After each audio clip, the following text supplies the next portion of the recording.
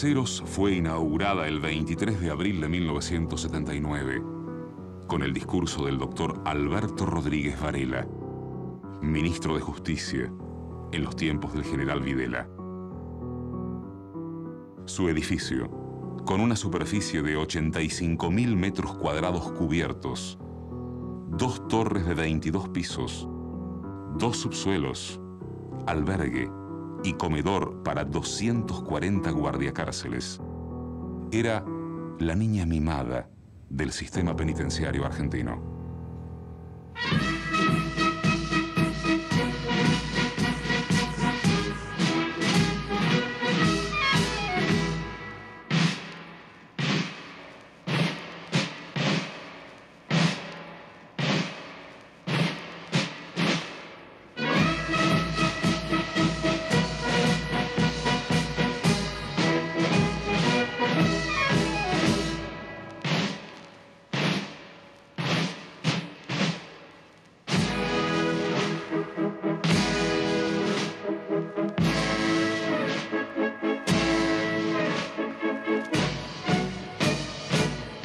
Con la inauguración de esta cárcel de encausados, la República Argentina pone en evidencia ante el mundo su fidelidad a una tradición jurídica y política que se remonta a los comienzos de su vida independiente y que se ha orientado invariablemente hacia la creciente consolidación de los derechos y garantías individuales.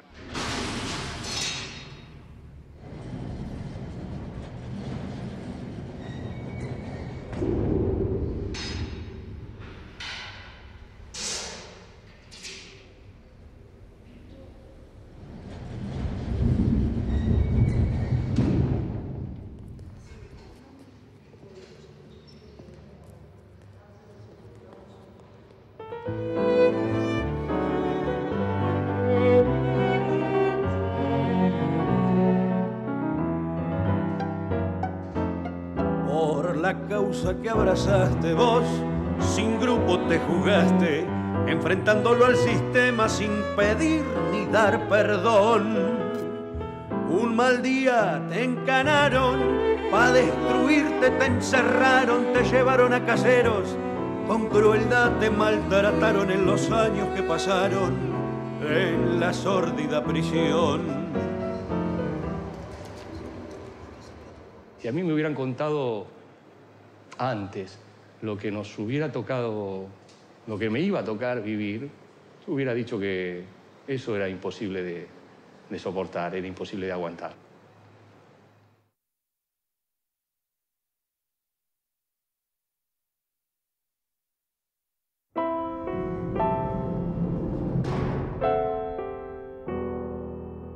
En general, todas las cárceles son lugares de dolor concentrado, esa es la verdad.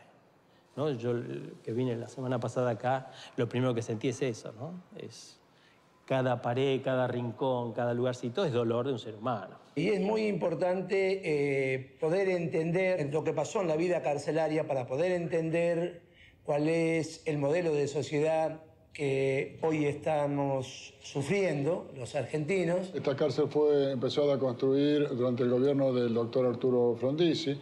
En la época del gobierno del doctor Cámpora se decidió postergar o cerrar definitivamente las posibilidades de su habilitación y la dictadura genocida aceleró el proceso para su habilitación. Y inventaron un campo de concentración absolutamente legal y además inaugurado con toda la pompa, en el medio de la ciudad de Buenos Aires, con obispos que los bendijeron y diciendo esto es un modelo de instituto penal. Y bueno, si los institutos penales sirven para destruir a la gente, evidentemente esto es un modelo de instituto penal. Las torres contaban con 1.996 celdas individuales de 2,30 metros por 1,30. 1.360 celdas se destinaban al alojamiento permanente de los presos. 140, con puertas macizas, eran para el aislamiento de los castigados. Las cárceles, a medida que avanzan los sistemas de control y de represión, depositan cada vez más la política carcelaria en el arquitecto. Alguien que nunca estuvo preso y va a Sierra Chica se asusta, se desmaya. Pues Sierra Chica es muy impresionante y rememora todo el imaginario que uno tiene sobre los presos con la bola de hierro, esas cosas. Venía alguien acá y decía, ah, qué bien, qué bien. Pero lo cierto es que en Sierra Chica el preso tiene más libertad de movimientos que acá. La arquitectura de esta cárcel contribuye mucho a todo proyecto que se proponga destruir a la persona que esté detenida aquí, sea un preso político o no sea un preso político. Nosotros veíamos que se estaba construyendo la nueva y la verdad que pensábamos que iba a ser terrible si quedábamos presos y se habilitaba esta cárcel porque veíamos cómo se estaba haciendo. Esto dentro de lo inhumano que es el sistema carcelario, esto era una cárcel más humana, digamos, que la nueva, que realmente es absolutamente inhumana. Es una especie de panóptico perfecto, en donde el preso está encerrado en una celda que tiene 3 paredes y la 4ª pared es todo reja. En ese momento era una cárcel que parecía de lujo, ¿no? Uno cuando camina ve mármoles, ve todo limpio. Lo presentaban como un hotel 5 estrellas, yo me acuerdo de esa palabra. Acá inclusive hasta los guardianes decían, esto es un hotel 5 estrellas. Era todo elegante, realmente. Lo que son los chanchos, los calabozos del último piso, del piso 18, tienen unas ventanas que tienen una vista al río de un lado y del otro lado al resto de la ciudad, que muchos porteños envidiarían. Pero a partir de que en Rawson empezaron a llegar algunos presos de caseros, que me impresionaron los primeros que llegaron, verdes. Estaban verdes, como muertos, como salía de la tumba, era un color... No me entendían, a mí me impresionaba mucho.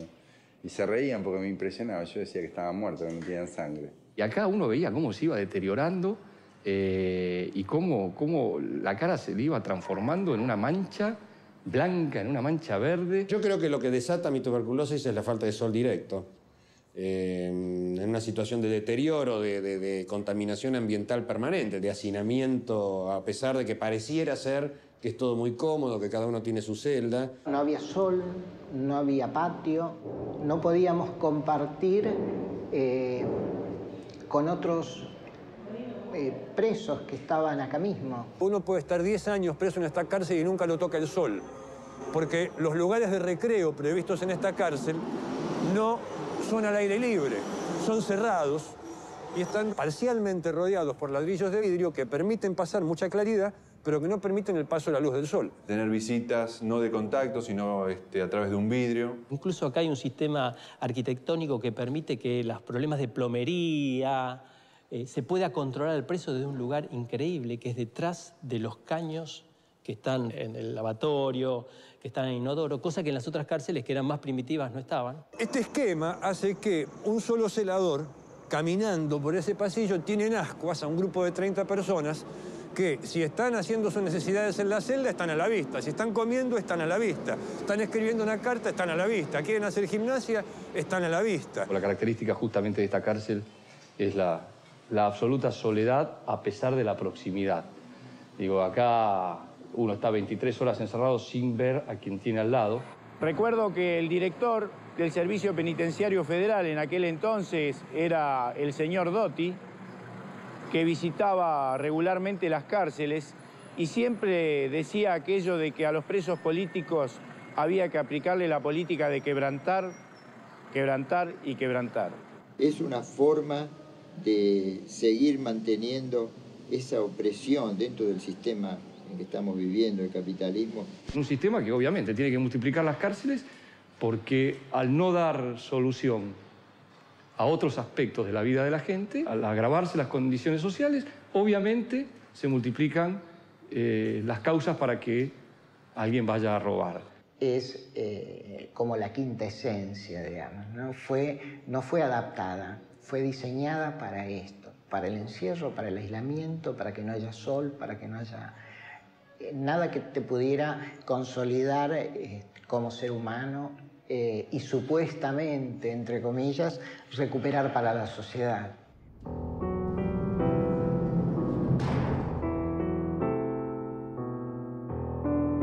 Hubo época en donde ser trasladado significaba, bueno, el camino a una golpiza, a un deterioro físico muy grande, ¿no? Y en muchas ocasiones al miedo de que en ese traslado no nos llevaban a otra cárcel, sino nos llevaban para matarnos. Veníamos en los camiones celulares en pequeñas celdas, pero tenía una pequeña ventanita. Y bueno, para un porteño como yo, volver a encontrarse con la ciudad, después de 6 años de ver a través de la ventana de la celda de Magdalena solo el campo, tenía su cosa festiva. No sabíamos a dónde estábamos yendo, entramos todos encapuchados. La verdad es que recién hoy que entro a la cárcel de vuelta conozco la planta baja, nunca la conocí. Después en Sierra Chica o estar acá, para toda la gente que llegaba acá era en alguna medida como una alegría, en el sentido que ya había una situación de estabilidad desde el punto de vista de la vida que no había habido antes. Aquí estamos en la Leonera. En verdad no podemos reconocer el terreno porque veníamos a los tumbos. Nos traían muy rápidamente a los golpes, de modo tal que no podemos reconocer hoy esto. Pero sí era el lugar de entrada común de todos los traslados de los presos políticos. Y acá nos hacían digamos, la blande de la espera, la recepción. Además nos hacían querer mucho entre nosotros porque íbamos así. A ver, mostrar. Íbamos así. Así de un lado. No, y esta otra mano. Una por atrás. Y una por atrás. Claro, esta por atrás. No. Así. Así. Y la otra mano acá. Es acá, ahí, así. Y agachado así, ¿no? Y entraba. Veníamos para un bailecito. Corriendo. No, yo recuerdo una anécdota, ¿no? Que es risueña, pero resulta que veníamos con la C, Calvo, el ascensor es grande. Venía Conca, bueno, Corregidor, y un guardia me entró a pegar, a mí solo. Y yo le pregunté, ¿por qué me pega? Y dice, por feo te pego. La preocupación ahí fundamental era tratar de eludir los palazos de las 2 filas de guardias que se ponían para pegarnos. Quisieron hacer lo mismo con los muchachos de Coronda y ellos venían de una política de mucha resistencia. Se dieron vuelta y le empezaron a pegar a los de la Requisa. El resultado fue que yo llegué al día siguiente con 12, 14 muchachos, los de la Requisa amabilísimos. En realidad, cuando llegamos a la cárcel, nos impresionó el lujo. Es más, yo creo que las primeras semanas nos engañamos. Creo que la primera semana estábamos, qué bien que estamos acá. No sabíamos dónde estábamos, estábamos perdidos. Yo nunca había visto las autopistas de Buenos Aires.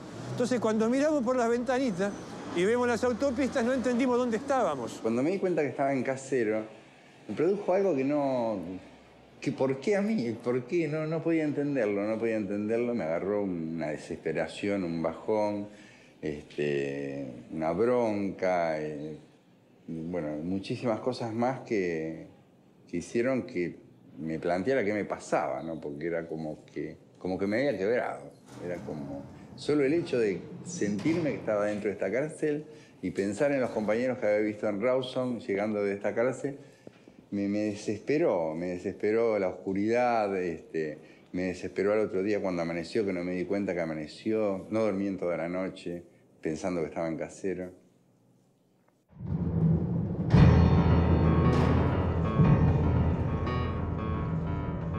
Son muy difíciles las sensaciones para transmitir que uno vuelve a vivir cuando se para acá y ve en el lugar donde uno vivió durante 1 año y medio o trató de vivir. Y esto era lo que la dictadura nos ponía como lugar de confort. Esta es la cama. Este es un armario que nosotros teníamos para guardar la comida, los libros. Un régimen muy duro teníamos, en el sentido de determinada cantidad de horas podíamos estar acostados en la celda, siendo que casi lo único que teníamos era la cama. Se podía estar sentado, aquí había una banqueta y una mesita, y bueno, en ese lugar donde se podía leer. No se podía hablar entre compañeros, no se podía comunicar cuando estábamos encerrados. La actividad acá era leer, tratábamos de hacer comentarios políticos, y una actividad bastante intensa era tomar mate. La lucha por el agua caliente era una lucha que comenzaba ahí cuando nos despertábamos. Era un enfrentamiento que duraba todo el día, un mate. Tomaba mate solamente aquel que tenía la familia, que le podía traer un termo, y estaba prohibido cebar mate o estaba prohibido prestar las cosas. Tanto para dormir la siesta como para hacer guardia, como para leer los documentos que venían por la paloma o que lo pasaba un compañero. Para todas esas cosas había que montar guardia con un espejo. Lo poníamos así para ver si venía, ya sea de un lado o del otro. El compañero que cuando decía verde estaba el camino despejado y podíamos hacer gimnasia, dormir un rato o leer un documento. Y si decía rojo, bueno, había que encanutar todo. Y nosotros lo que hacíamos era cebar mate y con el compañero de al lado, de un lado o de otro, nos íbamos pasando el mate. Tomábamos mate y él lo pasaba, chupábamos un mate y lo volvíamos a pasar. Pero esta actividad también estaba prohibida. Los compañeros no podían hablar de política. Si el guardia los escuchaba hablando de política, iban a los calabozos de castigo. A veces nos llevaban a un gimnasio que había acá arriba. Teóricamente tenía que ser una vez por semana eso, pero nunca era una vez por semana, o porque no había guardias disponibles, o porque se había cortado el ascensor, o porque, y no íbamos. Todo lo que podía hacer la vida más placentera estaba prohibido. No había nunca ni una intimidad absoluta ni una situación de socialización permanente. Uno, lo único que podía ver era una ventana que miraba al cielo, la ventana no estaba en la celda, o sea, no se podía llegar a ver la ciudad a menos que uno se trepara en la celda con un gran riesgo de que lo castigaran. Uno no tenía intimidad porque escuchaba perfectamente los estornudos, absolutamente todo del compañero de celda, pero además no lo veía nunca. Esta es una situación bastante enloquecedora. Aquí estaba el inodoro, que nosotros le llamábamos el biorsi. Entonces abríamos la puerta para poder cagar sin que nos estén mirando. Para despertarnos ponían la música de los parlantes que habían con un volumen alto, cosa de irritarnos, de ponernos nerviosos. Tenía un sistema de sonido extraordinario que permitía que los guardiacables se deshincharan, ponían más fuerte y uno directamente se ensordecía. Ponían un mismo disco de los del Suquía las 24 horas. Las 24 horas.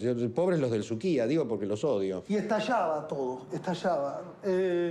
Y marchas militares, marcha militar, 10, 15, 20 minutos, media hora, una hora de marchas militares. Yo supongo que la cortaban porque los mismos guardias la tenían que aguantar y no la soportaban más. Que cuando venía alguna visita de algún organismo internacional, nosotros ya nos dábamos cuenta por la comida que nos daban. Y entonces teníamos la suerte de tener mejor comida o por ahí alguna fruta. La Navidad en la cárcel no tuvo diferencia porque uno estaba encerrado en su celda y excepto, digamos, por esta cultura de que todos recordamos la Navidad y es una fiesta importante de la familia en la Argentina. El festejo era bueno, con agua y los jarritos de aluminio. Y bueno, me acuerdo que haber sacado el jarro por la reja y chocar el jarro con el que teníamos al lado y decir, bueno, hermano, feliz Navidad. Uno recordaba a su familia, festejaba la Navidad, soñaba con la libertad.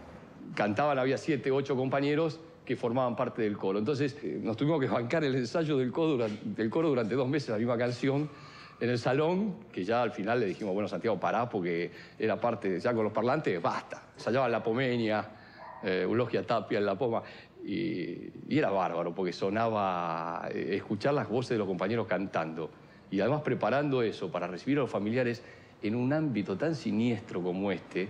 Yo digo, creo que hasta a veces lo logramos llenar de vida.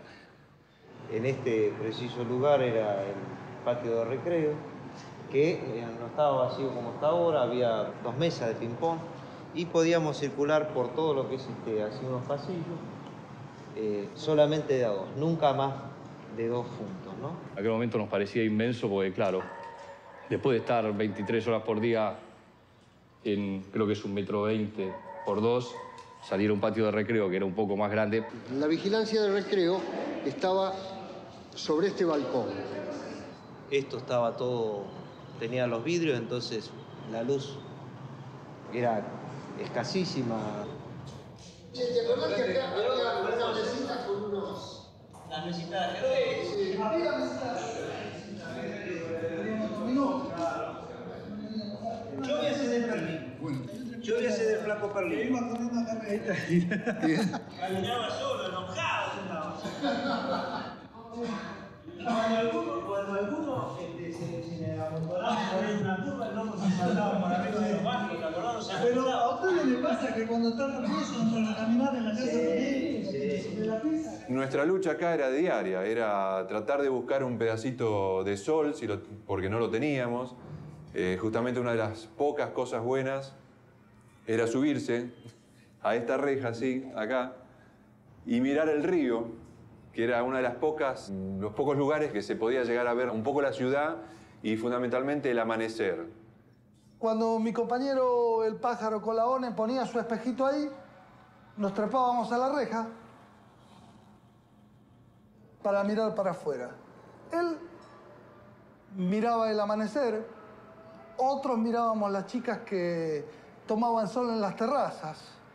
Había compañeros que tenían una vista tan asombrosa que lograban ver detalles por mí sospechados a 300 metros de distancia. A la madrugada, como estábamos para el lado que da la vista al río, me trepaba a las rejas para mirar el amanecer. Y siendo así que un día me encuentran en ese lugar mirando el amanecer y me llevan a los calabozos. Y me llevan el parte de sanción para que lo firme, y el parte de sanción decía, sancionado por subirse a la reja a mirar el amanecer. Esta cárcel, con sus modernas instalaciones, que permiten al interno dedicar sus horas de encierro al trabajo, el estudio, la meditación o el deporte, sin mortificaciones adicionales que agraven innecesariamente la privación de su libertad, constituye una afirmación tangible de principios fundamentales de nuestra organización política. Las 96 celdas de la planta baja se utilizaban para los recién llegados, a la espera de su identificación, y también se destinaban al largo ablande antes de los interrogatorios. Esta es una celda de paso que estaba en la planta baja, que estaba todavía en la planta baja, y en la cual nos trajeron en el año 1980 para hacernos una especie de interrogación, que era la Junta Interdisciplinaria. Estaba compuesta por un teniente coronel, por un cura o dos, por un psicólogo, bueno, eran más o menos 15 los que la integraban. Tenían el objetivo fundamental de buscar el arrepentimiento de los presos políticos. Entonces, antes de esa junta, nos traían a esta celda, en la cual pasábamos entre 6 y 8 horas, sin comer, sin beber, sin ir al baño. Buscaban quebrar psicológicamente y crear de alguna manera división entre los presos políticos. Te pedían que vos firmaras un papel en donde vos renegabas de tu posición política, que no ibas a ser más subversivo, no ibas a ser más terrorista. Nosotros le explicamos que no éramos terroristas, que lo sumo éramos políticos. Uno estaba siempre pendiente, con temor a equivocarse, ya sea en la cuestión del uniforme, de cómo se paraba, de cómo caminaba o qué es lo que hacía. Me ha tocado compartir con un gran amigo, el Piraña Salinas. Creo que tenemos el récord de castigos en calabozos desde el 75 en adelante. Yo tengo 367 días de calabozos. Los chanchos, como le decíamos nosotros, significaba un sistema donde nos sacaban la ropa, nos golpeaban, no nos daban de comer, nos quitaban las visitas. Y una mañana me abren el pasaplato y un preso común me tira 1 o 2 panes, ¿no verdad? Después de 2 o 3 días que no me proveían el alimento.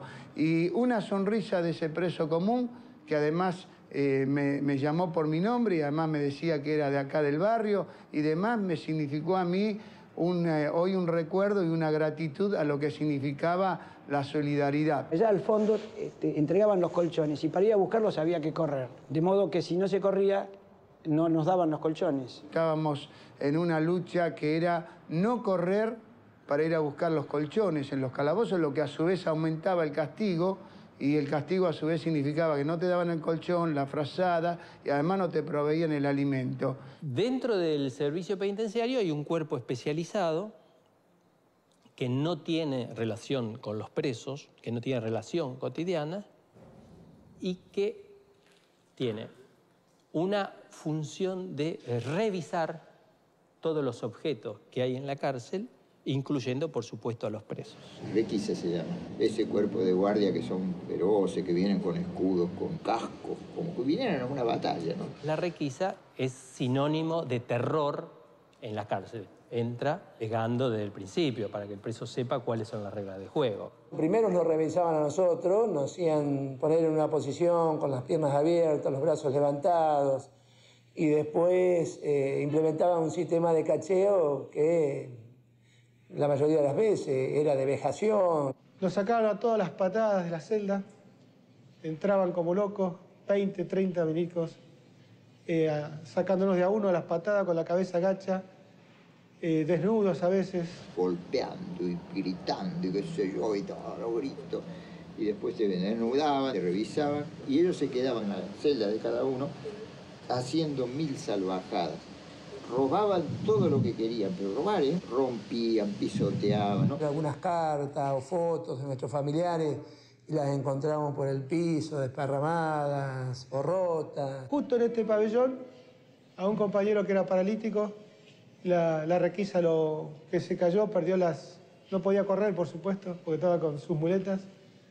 La requisa lo pateó terriblemente acá en el suelo. La cultura carcelaria hace que el que trabaja acá termine convertido en represor, termine convertido en torturador. Yo estaba acá por lo que creía. Ellos estaban aquí por lo que podían comer. La diferencia era muy grande. Muchacho joven también, que maltrataba mucho a los presos, los maltrataba, los hacía sufrir a propósito y groseramente. Un pibito de 19, 20 años tendría. Y yo ya había oído que le iban a dar algún día un susto o lo iban a liquidar de un puntazo. Y entonces un día fui y le digo, mira querido, te pido que me escuches, estás maltratando a la gente vos, cualquier día te van a liquidar, te van a matar y es una pavada porque te vas a morir sonsamente. Hay un santo que decía que se cazan más moscas con una gotita de miel que con un tonel de vinagre. Trata bien a la gente, vas a ver cómo cambia todo. Y el pibe empezó a cambiar tanto, a tratar tan bien a todos, que lo sacaron enseguida, lo llevaron a otro. Los muchachos se reían y me decían, ¿vos te crees que te creyó algo de eso? Pensó que vos eras un mafioso que lo amenazabas vos, que vos lo ibas a liquidar.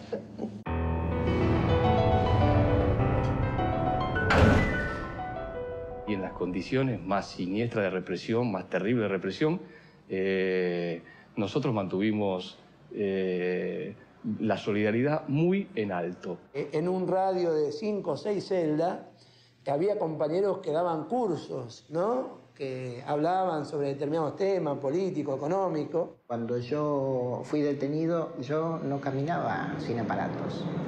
Y hoy yo voy hasta el baño, me ducho, no uso aparatos.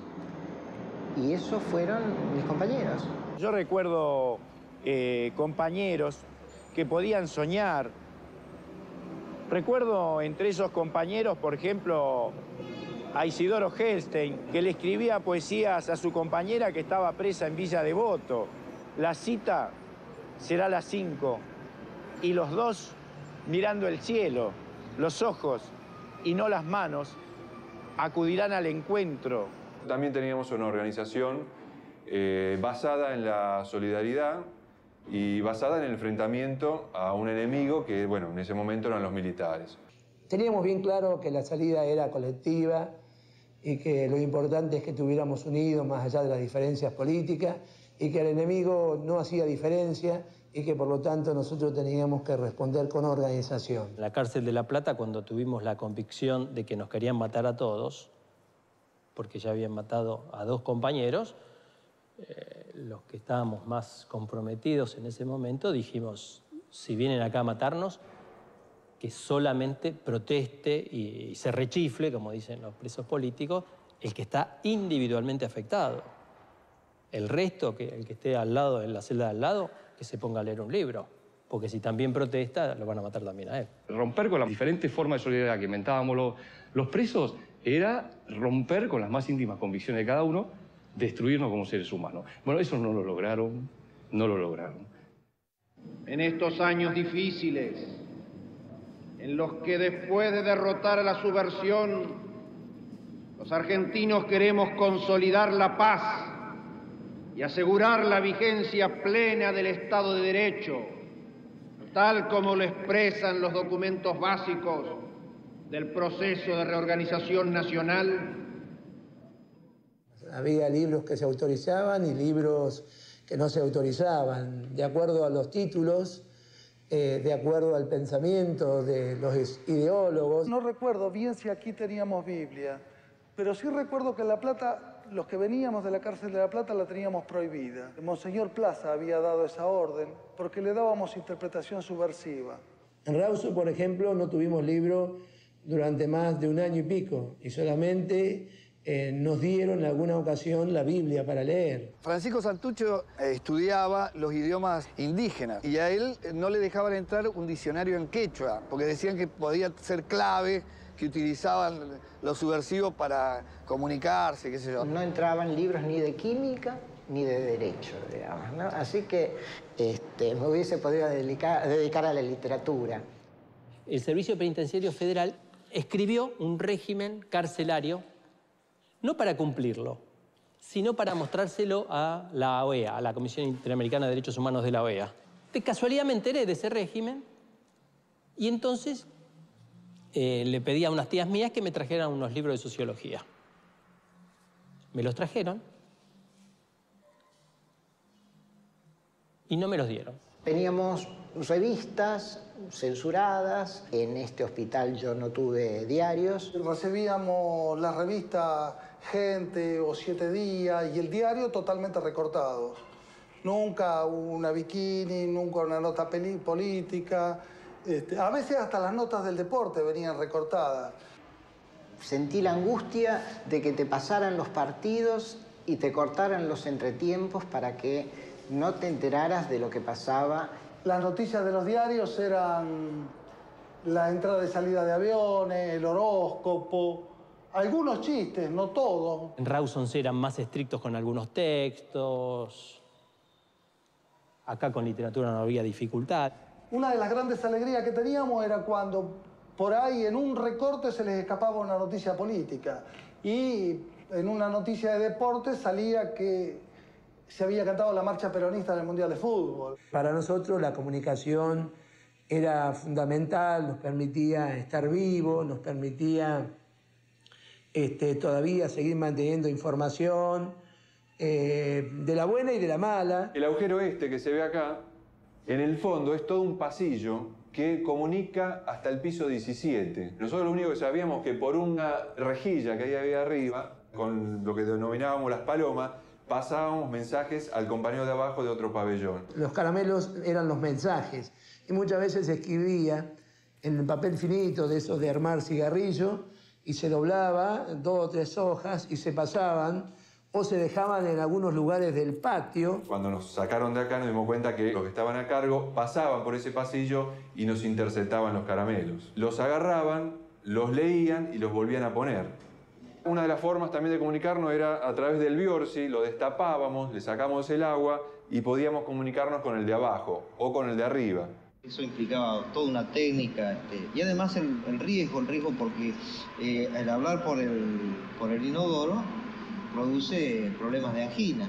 Entonces, en otras cárceles solíamos tener lavandina para poder hacer eso. Acá no lo teníamos y bueno, constantemente eso nos afectaba la garganta, sufríamos, sí. Pero tampoco no podíamos dejar de comunicarnos. La vez que nos fuimos hacia la Unidad 9 de La Plata, después de haber caído varios caramelos sobre denuncia, nos trasladan a todos. Entonces, cuando nos hacen el traslado y que nos cantan una canción, nos ponen un disco de una canción que decía algo así como que la torre en guardia no se va a rendir, daban en la misma grabación el nombre con lo que era el nombre de guerra de cada uno de los compañeros, como haciéndonos ver que ellos sabían todo de nosotros. Y las palomas eran pequeños envoltorios que se ataban con los cordones de la zapatilla y que se pasaban a través de la ventana de pabellón a pabellón, de arriba a abajo o viceversa. Para poder tirar la paloma teníamos un medio salamín que nos había quedado. Es cierto. del último paquete y no lo comíamos. Y ya hacía como un mes que estábamos sin nada de comida. Para colmo, la comida era un plato de sopa aguada con un pedacito de acelga y 3 o 4 arroces. Pero nosotros conservábamos ese medio salamín porque lo necesitábamos como peso. Para hacer la paloma, claro, porque no teníamos otra cosa que le diera peso a la paloma. Un compañero de otra celda, un día tiramos la paloma y nos comió el salamín. A los grises gambeteaste, en los chanchos aguantaste, cada día que pasaste sin comida y sin colchón.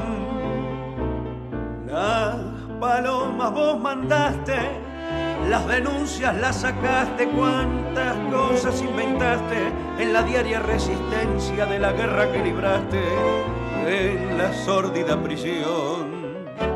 Vejaciones vos sufriste, la requisa la bancaste, hasta el día en que te fuiste a encontrar la libertad. Nuestra lucha en este frente, que era el frente de la detención, de algún modo fue posible por la participación solidaria de nuestros familiares. Ha sido una presencia, la de los familiares, que junto con la convicción política ayudó a que uno bancara años y años en situaciones terribles. Con los familiares también todo un régimen de vejaciones, las requisas cuando iban a visitarnos, más en el caso de las mujeres. Hay muchos familiares que se abstienen de visitar a los presos por esa cosa, porque no es fácil acostumbrarse a que uno estar desnudo frente a una persona que no conoce, mostrarle el aparato genital y ese tipo de cosas, es medio desagradable, para decirlo suavemente. Yo me acuerdo la primera visita de mi madre acá, cuando llegamos, teníamos un uniforme absolutamente, además, humillante, y nos habían rapado. Y mi madre, que venía ya de visitarme en condiciones malas, 6 años en Magdalena, muy malas, cuando me vio con el uniforme y rapado de esa manera, primero casi no me había reconocido y me miraba fijo y como que no lo podía creer. Y trataba de disimular su angustia para no bajonearme a mí, ¿no? Y yo trataba también, porque eso era un ejercicio permanente entre los compañeros, digamos, transmitirnos alegría entre nosotros y también tratar de transmitir alegría hacia afuera. En el 78 lo secuestraba mi hermano y mi mamá para el 79 tenía un problema de artrosis grave y sin embargo se atrevía a venir acá. La recuerdo cómo salía, apenas caminando, porque tenía que caminar con bastones, ¿no? Con esos trípodes que usan la gente que tiene artrosis, apenas casi arrastrándose hasta poder sentarse en el banco, muy incómodo para ella, y conversar conmigo, como un esfuerzo impresionante que hacía. En este mismo lugar, del otro lado, estaba mi viejo, estaba mi vieja, estaban mis hermanos, y bueno, la hora de visita se pasaba de una manera terriblemente rápida. También hay que destacarlo, siempre han apoyado más las mujeres que los hombres, ¿no? Más las madres, las tías, las hermanas que los hermanos. Los documentos los sacábamos a través de los familiares en unas cosas que eran unos caramelitos, que era como una uña, o sea, un documento que lo hacíamos con letra muy chiquita, con las lapiceras esas big finitas, en papel de arroz o papel de armar cigarrillo, y eso era un documento bastante grande. Bueno, lo sacamos. Para sacarlo había 2 formas para pasar a los familiares. Una era llevarlo en la boca y tratar de pasarlo, y otra era en los cojinetes de la nariz. Bueno, yo una vez me metí uno y no me salió hasta que no salí en libertad, que tuve que ir a un médico que me lo sacó con una pinza. Quiero traer a la memoria al padre y al hermano de Pepe Bronte, un compañero entrañable, querido, al hermano de Villanueva, al padre y al hermano de Juan Carlos Dante Gullo, que estuvo hace un rato, la madre y el hermano de Juan Carlos Dante Gullo, que estuvo hace un rato con nosotros, y la compañera que por entonces era mi esposa, Alicia Nélida Calceta, que todos son hoy desaparecidos por haber prestado la solidaridad en aras, ya digo, no de personalmente, individualmente de cada uno de nosotros, ¿no? Sino de todos los compañeros que por entonces estábamos detenidos. La inauguración de un establecimiento modelo como esta unidad constituye un testimonio explícito de fe en el hombre, en su condición de imagen y semejanza del Altísimo, en su carácter de sustancia individual, racional y libre, en la posibilidad de su redención temporal y sobrenatural y en su irrenunciable vocación de eternidad.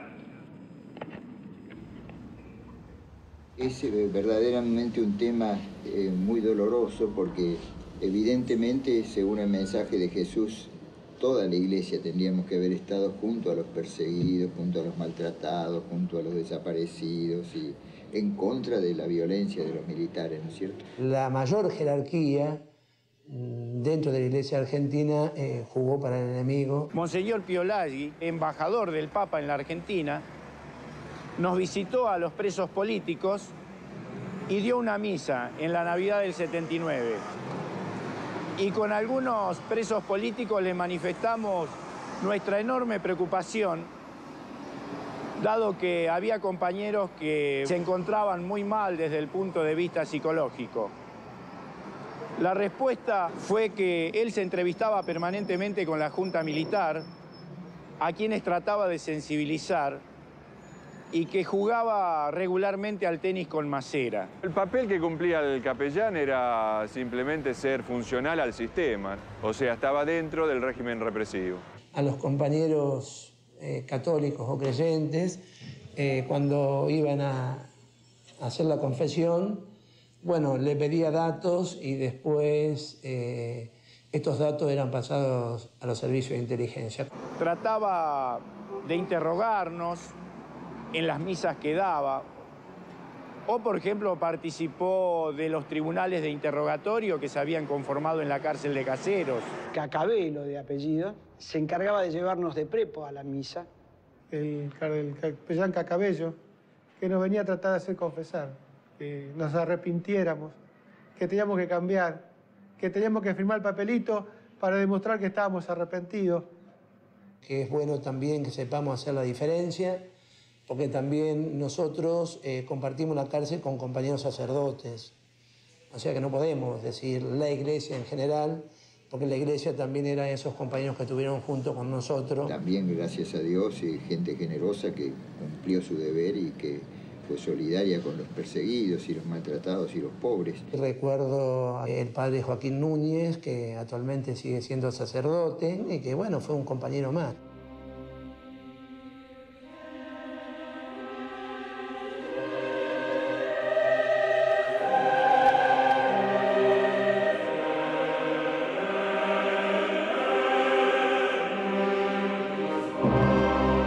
Esta es la capilla donde periódicamente veníamos a escuchar misa.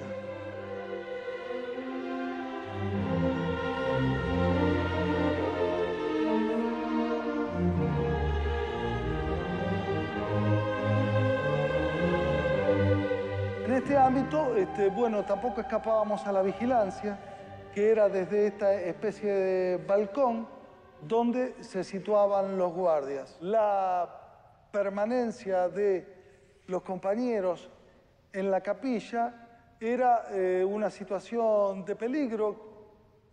Recuerdo una misa muy particular en la que el cura nos habla de Jonás y nos cuenta que, bueno, Jonás, como todo hombre que había desobedecido el mandato divino y se había embarcado clandestinamente en una nave, y en esa nave se desata una gran tormenta. El capitán de la nave descubre que había evidentemente algún pecador y el cura dice: yo no sé si le habrá dado picana o qué, pero Jonás cantó todo inmediatamente y entonces lo tiraron por la borda.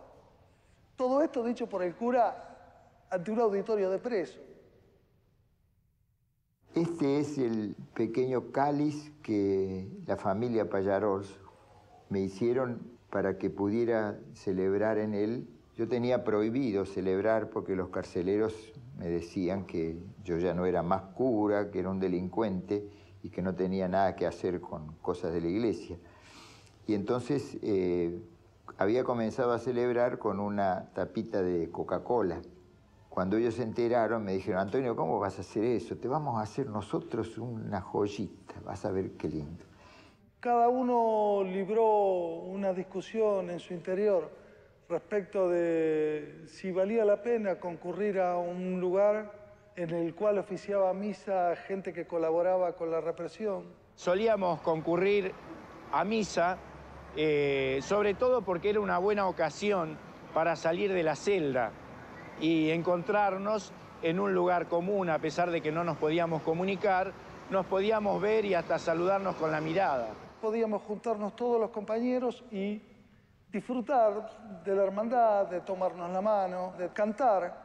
Esa comunidad entre los compañeros era lo que redimensionaba la misa. Este es el sector de identificación donde nos hacían tocar el pianito, o sea, poner los dedos, ahí está el aparatito, y están los libros de registros de entradas y salidas, como este. Claro, exacto. Y bueno, justamente una cosa histórica que recién en la oscuridad estábamos mirando estos libros y acá Dante se encontró, abre uno y dice, a ver qué año es. Contale ahí cómo. No, lo curioso es que abrís un libro y digo, fíjate que por ahí estamos nosotros. Digo, me parece que sí, porque coincide el año. Y cuando él dice, sí, está vos, yo estaba marcando donde estaba mi nombre y apellido, ¿no? Sí. Lo increíble es que abrimos un libro y él pone el dedo exactamente en el lugar donde estaba su nombre. Un libro tirado en una oficina, olvidado, que ya a nadie le importa. Y encontramos el nombre de todos los compañeros con la celda en la que estábamos, a dónde fuimos, de dónde fuimos trasladados. Y realmente estaba el viejo Cambiazo, está el viejo Luna, bueno, acá está todo el gringo Lesca, están todos los compañeros, ¿no?, que estamos acá. Los cambios se hicieron, los movimientos. Jaime Martín, el loco Jaime. El loco Jaime, que ahora está en... El Obi Antonucci, Alfredo Antonucci. Diputado provincial. Compañero. Turco Gil. Marcelo Luis. Habría que pedir acá que una dice, fotocopia. ¿qué dice? Pascual Reyes. Bullo Juan Carlos. Mirá. Están todas. Mirá, Ramón. Corregidor, lo trasladaron por feo. Sí. En este lugar compartí muchas horas con el viejo Cambiazo. Viejo Cambiazo, un tipazo, que mataron después, unos días antes de la vuelta de la democracia. Yo recuerdo que estaba el viejo Becerra, que fue un importante científico de la CONEA, y tenía toda la imagen del científico loco, y que cuando fuimos un día a sacarnos sangre, tenía una camiseta llena de agujeros. Entonces la enfermera, cuando se saca la chaqueta, le dice, perdóneme, dice, ¿a qué se dedicaba usted cuando estaba en libertad? Y él, que era muy despistado, así mirando por otro lado, dice, no, yo dice, era profesor de la Balseiro, era físico nuclear. Entonces la mujer lo miró y le dijo, no, en serio, le pregunto. En Rawson, donde estuve más tiempo, estuvo el compañero Menajowski, que trabaja junto con nosotros aquí en la CTA. Bueno, pasaron compañeros conocidos como Luisito Leaplace, Humberto Tumini, el Amarillo Llenó. Bueno, de los compañeros peronistas estaba Copelo, estaba Morales Mí, estaba Sosa Padilla, que era de Tucumán. Julio Troller lo mataron. Francisco Santucho lo secuestró el ejército y fue tirado desde un avión en Santiago del Estero. Valderrama también fue secuestrado y muerto. Digamos, los únicos sobrevivientes de ese pabellón son La Peña y Hernán Pereira y yo. En el camino quedaron unos cuantos compañeros. Compañero que era presidente de la Federación Universitaria de Lomas de Zamora, Julio Molina, está hoy desaparecido. La compañera Cristina Bonposto, que era militante de la JUP, también está desaparecida. El compañero Oserín, que era secretario académico de la universidad, está desaparecido. Compañero Moncho, también está desaparecido, no conozco. Uno de los hermanos Muso, que estudiaban en sociales en la universidad, también están desaparecidos. Mi hermana también está desaparecida, que también fue estudiante de la Universidad de Lomas.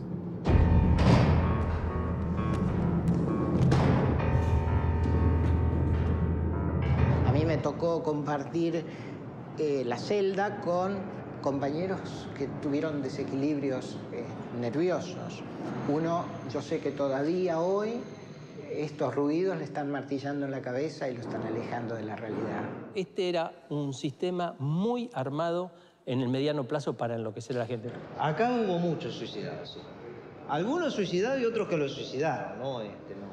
Hubo compañeros que lamentablemente fueron quebrantados, sufrieron desequilibrios psicológicos muy fuertes, como el caso de Padilla.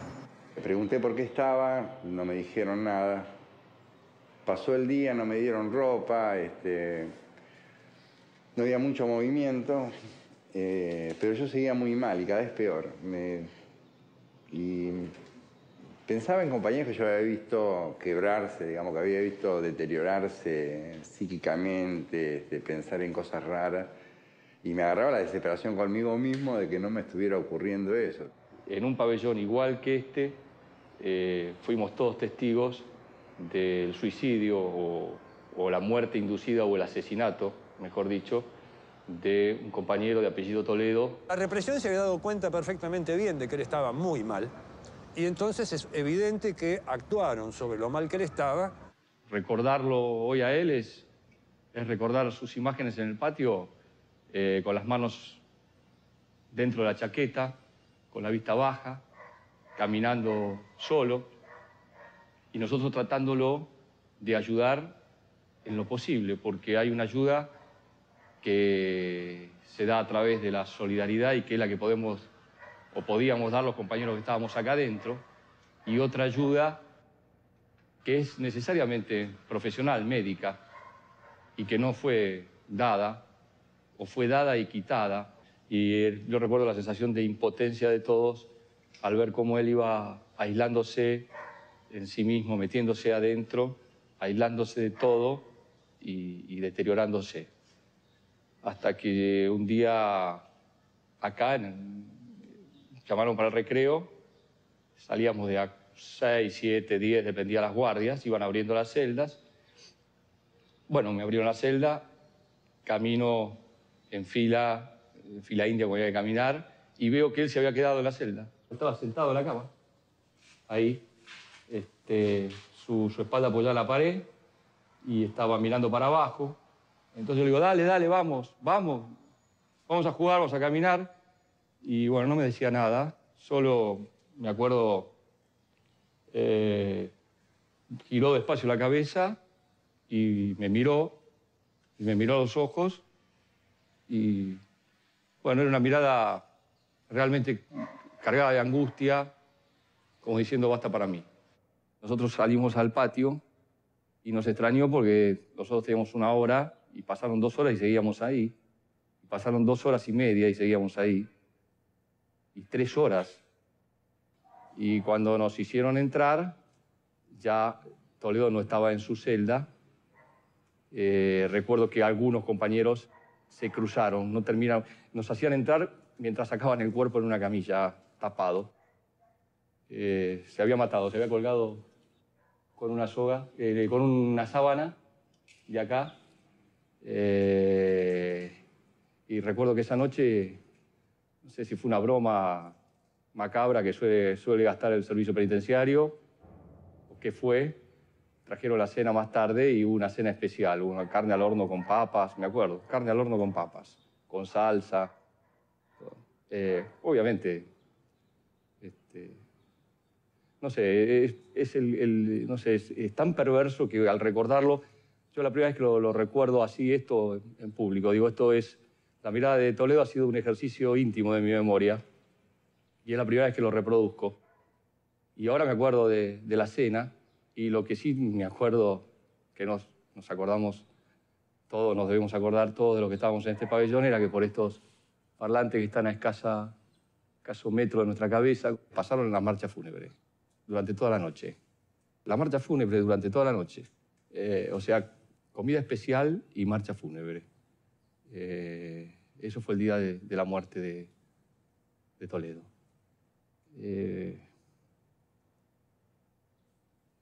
Me senté en el borde de mi cama, me agarré la cabeza, habré llorado, no sé, 2, 3 minutos y después uno recuerda que uno no puede llorar, que si uno llora ahí uno se debilita y si uno se debilita aprovechan y golpean, de modo que bueno, había que reponerse, respirar hondo, sacar pecho y bueno, seguir jugándola para no seguir el camino de él, ¿no?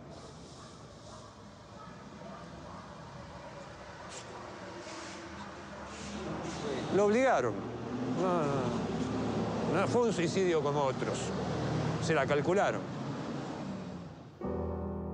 Caseros se pensó originariamente como cárcel de encausados, personas sometidas a un proceso cuya duración no debería durar más de 3 o 4 meses, pero terminó destinándose a presos sometidos a procesos que duraban años o a quienes, durante la dictadura, se encontraban a disposición del Poder Ejecutivo, lo que equivale a decir presos de la arbitrariedad.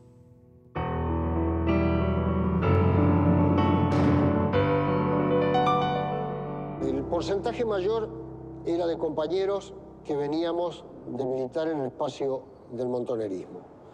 Después también la segunda organización que tenía mayor cantidad de detenidos era el PRT, y después compañeros del peronismo de base, compañeros de la FAL, compañeros de sectores peronistas del campo revolucionario pero que no estaban integrados a montoneros, como compañeros del MR17. Yo fui detenido por militar en la Juventud Universitaria Peronista, que era una estructura de superficie de la organización Montoneros de la época. Militaba en la Universidad de Lomas de Zamora. Yo fui detenido en abril de 1970. Se me acusaba de integrar un grupo guerrillero que había tomado o intentado tomar una comisaría en Rosario, la comisaría 20. El grupo se llamaba Comando Che Guevara. Empecé a militar en el peronismo, en lo que fue la Juventud Peronista en el 72.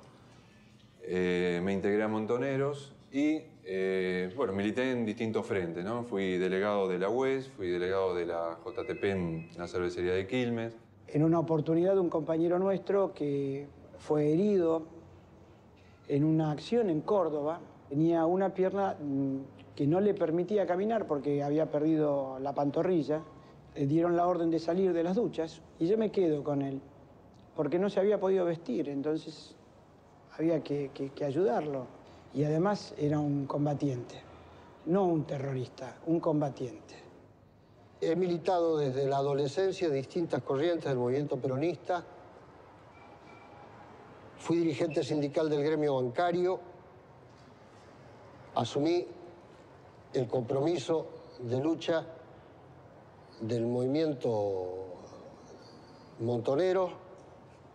Milité en el marco de la Juventud Trabajadora Peronista. Me llevaron el 20 de marzo de 1975, cuando el ministro Rocamora, del gobierno de Isabel Perón, dijo que había un complot subversivo en todo el cordón industrial del río Paraná, que iba desde Zárate Campana hasta San Lorenzo, en provincia de Santa Fe, con el centro en Villa Constitución. Decían que estaban llenos de guerrilleros. Detuvieron más de 300 compañeros con un operativo que cerraron toda la ciudad. Metieron preso a los directivos del sindicato, a la comisión interna, delegados, activistas, y hubo una reacción de la gente. Los trabajadores metalúrgicos hicieron un paro por 2 meses, que fue quebrado a sangre y fuego, matando compañeros, secuestrando, lastreados. Mi encarcelamiento fue producto de mi militancia política por haber abrazado la causa de Perón y Evita, la causa del peronismo revolucionario, la causa de la organización Montoneros y la causa fundamentalmente de los trabajadores argentinos, a través de la lucha que dieron los compañeros metalúrgicos de Quilmes, de mi fábrica. Yo fui militante del Partido Revolucionario de los Trabajadores, hecho del cual nunca manifesté arrepentimiento ni tampoco lo haré en el resto de mi vida. Con mis compañeros peronistas montoneros éramos generalmente un porcentaje muy elevado de los detenidos. Yo le he dicho a los militares en su momento que no era inocente, hoy lo sostengo, nunca lo he sido. Y puede que esté mal, pero va a estar mejor que no hacer nada. Y para llevarme un camión de leche o de carne para repartir en una villa tenía que llevar un FAL y me quedaba bien puesto. Y yo llevaba el FAL hasta el día que me detuvieron. Fui dirigente gremial, y peronista, montonero también. Estuve 7 años y un poquito preso por pertenecer al RP. Me reivindico como militante de la causa popular, como militante gremial, que he sido mucho tiempo, como militante del movimiento peronista. Milité en la Juventud Peronista, en particular en la Juventud Universitaria Peronista. Tenía 18 años y aspiraba a lo que aspirábamos muchos en ese momento, que era un país mejor. Este es el Comando de Sanidad del Ejército, o el nombre que tenga ahora, y es donde me detuvieron en 1973, cuando con la organización a la que yo pertenecía, el ERP, atacamos este cuartel, lo ocupamos, pero bueno, las cosas no salieron como estaban previstas, nos rodearon con fuerzas militares que se instalaron todo por acá, por alrededor, nos intimaron a la rendición y bueno, considerando que estamos en el medio de la ciudad, a la madrugada salimos con las manos en alto, nos rendimos y a partir de ahí, bueno, empecé a estar preso. Lo paradojal es que me detuvieron aquí, en el cuartel que está acá a mi derecha, pero años después descubrí que me habían metido preso en esa cárcel que se ve allá al fondo. Y ahora estoy acá otra vez de visita.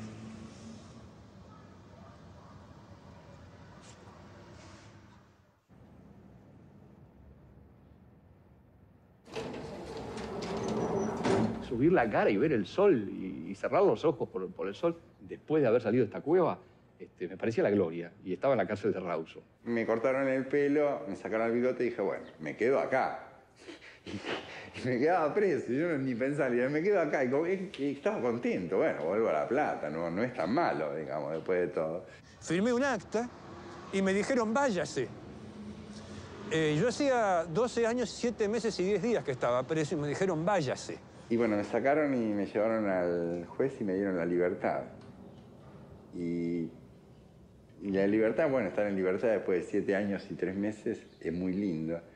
Pero creo que cuando me sacaron de acá fue casi la misma sensación que cuando salí de La Plata caminando. La gente de coordinación me llevó en un vehículo hasta Paraná y en Paraná fui recibido por el gobernador antes de ir a mi casa, en la casa de gobierno, donde se hizo todo un acto, donde él al final me entregó, como dijo, a su definitiva carcelera, o sea, mi mujer, digamos. Yo salí después de la Guerra de las Malvinas, cuando vino el Papa. Fui uno de los, creo que éramos 130 y pico, que dejaron libre en función de la visita papal. Los compañeros liberados, los familiares, los organismos de derechos humanos organizan una marcha en solidaridad. Y vino mucha gente a Devoto. Y nosotros nos asomamos a las ventanas de los pabellones de Devoto y sacábamos banderas y saludábamos. Y además veíamos caras de amigos ahí y gente que estaba ahí, a metros nuestros, amigos de toda la vida, amigos del barrio, familiares. Lo que pasa es que eso a los milicos les trajo el recuerdo del 25 de mayo del 73 y les hizo temblar.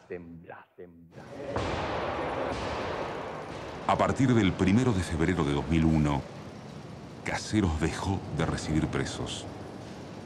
Se había decidido su demolición. Esos golpes que se sienten es la situación de una cárcel que va a ser demolida. Esto no va a existir más, la ciudad va a recuperar tierra.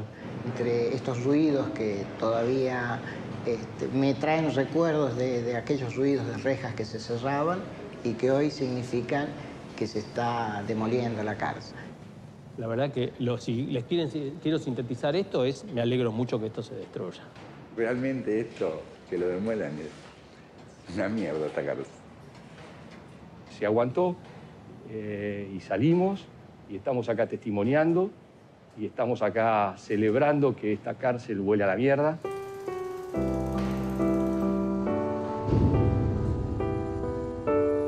Cuando caí detenido, era obrero de Entel. Cuando salí en libertad me reincorporaron a Entel, luego me retiré. Entré a trabajar en PAMI, fui chofer de ambulancia durante 4 o 5 años y estoy estudiando Derecho en la Universidad de Lomas nuevamente. a la cual me agrada mucho volver. Soy secretario general del Sindicato Argentino de Músicos. Sigo siendo dirigente sindical.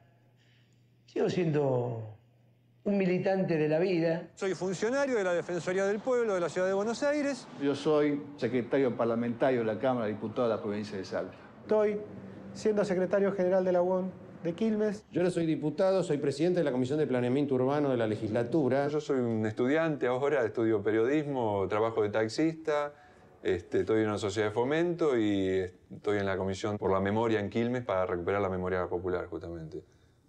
Nada que atente contra los intereses populares.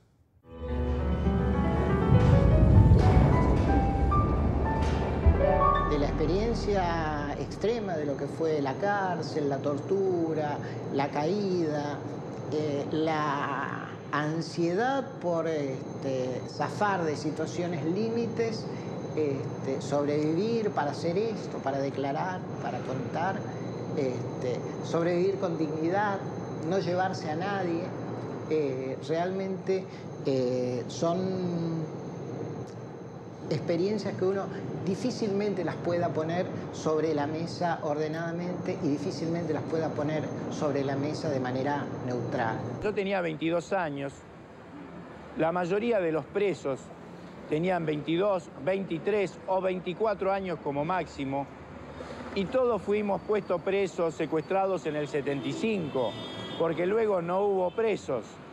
Teníamos nuestra utopía encarnada en las luchas populares. Ojalá podamos revertir esta derrota que nos causó el enemigo y podamos alcanzar el grado de utopía y de sueños que teníamos por los años 70. Nunca patrociné o nunca instigué a la violencia, pero tampoco nunca me presté a condenar violencia de abajo arriba, ¿no es cierto? Porque la violencia de los pobres es respuesta a la violencia mucho mayor de los grandes, de la cual no se dice nada, ¿no es cierto? Y esto seguirá como comenzó, sin pena ni gloria. Ha servido para encarcelar a argentinos, para dividir y destruir familias.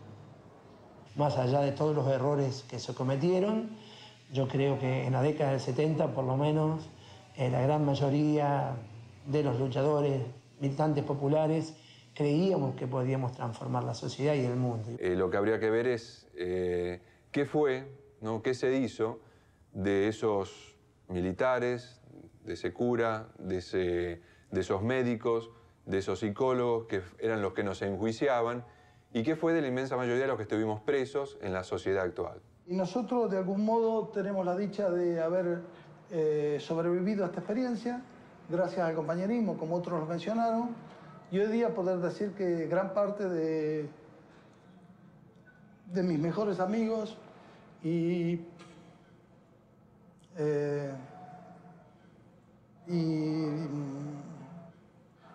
tal vez una de las experiencias más valiosas en el conocimiento de la conducta humana y el conocimiento de lo que es el amor, la fe y el compañerismo, la he vivido adentro de esta cárcel. Hoy te evoco para decirte, sos mi hermano y no me olvido de lo mucho que luchaste en la sórdida prisión, en la sórdida prisión. Bueno, mi nombre es Julio Mordoy, soy uruguayo. Me llamo Marcelo Bencentini. Mi nombre es Martín Jaime. Juan Carlos Dante Gullo. Como dicen todos, soy el Barba Gutiérrez. Soy Néstor Alberto Rojas. Yo soy Hugo Soriani, ex militante del PRT y el ERP. Estuve detenido durante 9 años, de los cuales 1 año y medio estuve aquí. Soy Antonio Puyané, hermano sacerdote. Soy Carlos Miguel Kunkel. Yo soy Alberto Piccinini, soy dirigente sindical. Me llamo Hugo Colabone, soy de Quilmes. Mi nombre es Hernán Invernici. Mi nombre es Pascual Reyes, bueno, también estuve detenido acá. Yo soy Ramón, corregidor. Yo soy Ernesto Villanueva, estuve preso durante todo el gobierno militar. Mi nombre es Valentín Mastrangelo, estuve preso en esta cárcel aproximadamente 1 año. Mi nombre es Luis Iglesias Barbeito. Mi nombre es Manuel Justo Gallero, soy abogado y entrerriano. Yo soy Pedro Ábalos, Nací en el 55, negro año para nosotros los argentinos. Tuve polio en el 56, negro año para nosotros los argentinos.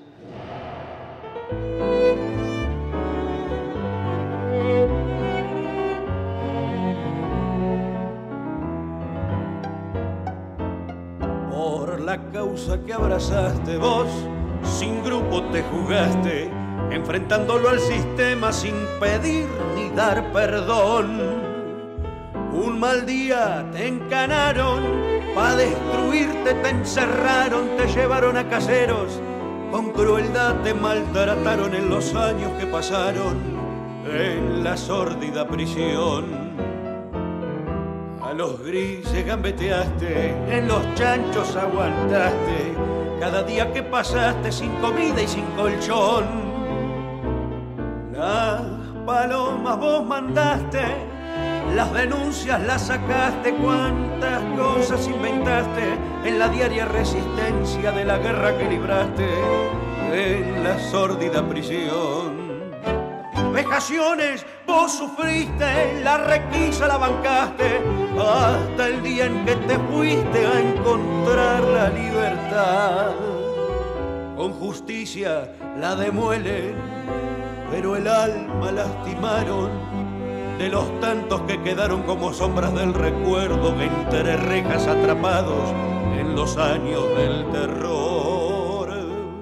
Hoy te evoco pa' decirte, sos mi hermano y no me olvido de lo mucho que luchaste en la sórdida prisión,